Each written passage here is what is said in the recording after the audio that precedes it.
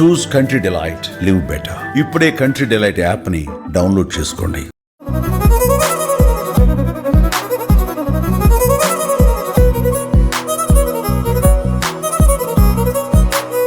పండగంటేనే పరుగు. పట్నం నుంచి పల్లెకు, సిటీలోని సిమెంట్ గోడల మధ్య బతుకుతున్న ప్రాణం పచ్చని పల్లెటూరి ఒడిలో సేద తీరాలని కోరుకునే సమయం ఇది. ఏడాదికి ఒక్కసారి వచ్చే ఈ పండుగ కోసం ఎంతో ఆశగా, మరెంతో ఉత్సాహంగా ఊరికి ప్రయాణమవుతూ ఉంటారు. బ్యాగులు సర్దటం, పిల్లల సందడి, బస్సు లేదా రైలు టికెట్ల హడావుడి, లేదా సొంత కారులో లాంగ్ డ్రైవ్ ప్లానింగ్ అంత బాగానే ఉంటుంది. కానీ ఇక్కడే ఒక్కసారి ఆలోచించాలి. మీరు ఆనందంగా ఊరికి బయలుదేరే ఆ తొందరలో మీ వెనుక అతిపెద్ద ప్రమాదాన్ని వదిలి వెళుతున్నారేమో ఆలోచించారా? తాళం వేసిన మీ ఇంట్లో గ్యాస్ సిలిండర్ లీక్ అవుతూ ఉంటే, అనవసరంగా ఆన్లో ఉన్న స్విచ్ బాక్స్లో షార్ట్ సర్క్యూట్ జరిగితే, మీరు ఎంతో కష్టపడి కొన్న బైక్ లేదా కారు దొంగల పాలైతే, ఆలోచిస్తేనే భయంగా ఉంది కదా. పండగ సంతోషం విషాదం కాకూడదంటే మనం అప్రమత్తంగా ఉండాలి. ఊరిళ్లే ముందు మీ ఇంటిని ఎలా సేఫ్గా ఉంచాలి, ఎలాంటి జాగ్రత్తలు తీసుకోవాలి, ప్రయాణంలో మీ ప్రాణాలకు రక్షణ కవచంలో ఉండే ఆ నియమాలు ఏంటి, ఈ వీడియోలో అడుగడుగునా మీకు ఉపయోగపడే అత్యంత విలువైన సమాచారాన్ని అందించబోతున్నాను. దయచేసి ఈ వీడియోను ఎక్కడా స్కిప్ చేయకుండా చివరి వరకు చూడండి. సంక్రాంతికి ఊరికి వెళ్ళినప్పుడు హైదరాబాద్ లాంటి సిటీస్లో దాదాపు ఒక సగం సిటీ ఖాళీ అయిపోతుందండి. అలాంటి సందర్భంలో చాలా చోట్ల దొంగతనాలు జరిగినటువంటి ఘటనలు ఉన్నాయి. పోలీసులు చాలా సందర్భాల్లో అలర్ట్ కూడా చేశారు. అందుకే నేను ఈ వీడియో చేస్తున్నాను. సంక్రాంతి ఊరెళ్ళే ప్రతి ఒక్కరు కూడా ఇంటి గడప దాటే ముందు ఒక్క నిమిషం ఆగి, మనం చేసే చిన్న చిన్న అశ్రద్ధలే తర్వాత తీరని నష్టాన్ని మిగులుస్తాయి.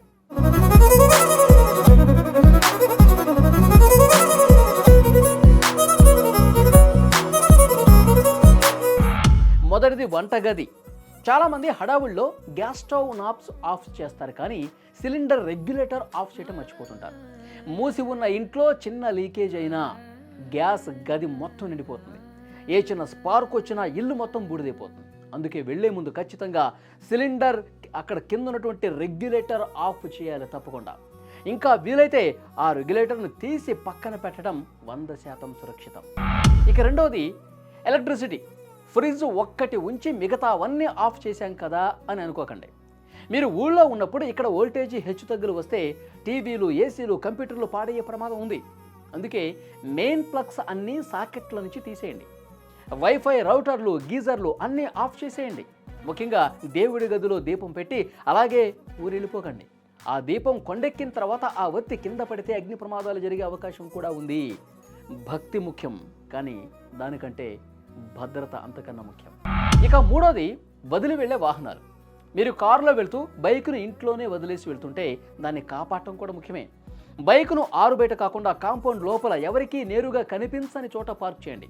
దానికి హ్యాండిల్ లాక్తో పాటు వీల్కు చైన్ లాక్ వేయటం చాలా మంచిది.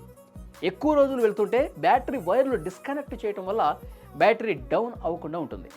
ఒకవేళ కారును ఇంటి దగ్గరే వదిలేళ్తుంటే దాన్ని ఖచ్చితంగా కారు కవర్ చేయండి. అలాగే ఇది దుమ్ము నుంచే కాదు, దొంగల కంట పడకుండా కూడా కాపాడుతుంది అనమాట. నాలుగోది వాటర్ అండ్ క్లీనింగ్. ఇంటి వాటర్ ట్యాప్స్ అన్నీ సరిగ్గా కట్టేశారో లేదో చూసుకోవాలి.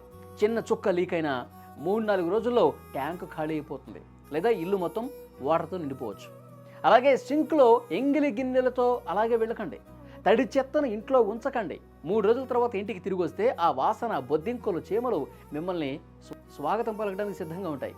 ఇల్లు శుభ్రంగా ఉంచి వెళితే తిరిగి వచ్చాక ప్రశాంతంగా అనిపిస్తుంది. ఇక ఐదవది దొంగల భయం. ఇప్పుడు దొంగలు చాలా అడ్వాన్స్ అయిపోయారు. మీరు వార్తల్లో కూడా చూసుకుంటారు దొంగతనాలు ఎంత స్ట్రాటజీస్తో చేస్తున్నారని. తాళం వేసిన ఇళ్లని టార్గెట్ చేసుకుంటారు.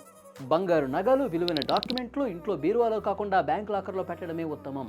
ఇంట్లో ఒక చిన్న బల్బు వెలిగేలా అన్నా చూడండి, లేదా టైమర్ ఉన్న బల్బులు వాడండి. రాత్రిపూట చిమ్మ చీకటిగా ఉంటే ఇంట్లో ఎవరూ లేరని దొంగలకి గ్రీన్ సిగ్నల్ ఇచ్చినట్టే.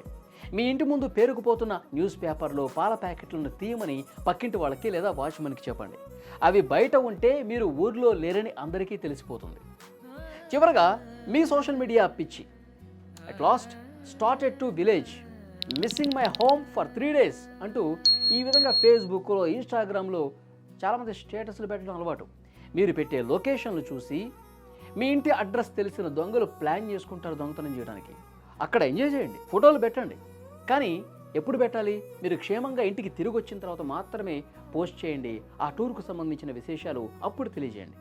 ఇది కూడా దొంగల నుంచి మనం తప్పించుకోవచ్చు. చూశారుగా, ఈ చిన్న చిన్న జాగ్రత్తలు పాటిస్తే మీరు పండగ చేసుకుంటుంటే సిటీలో మీ ఇల్లు కూడా క్షేమంగా ఉంటుంది.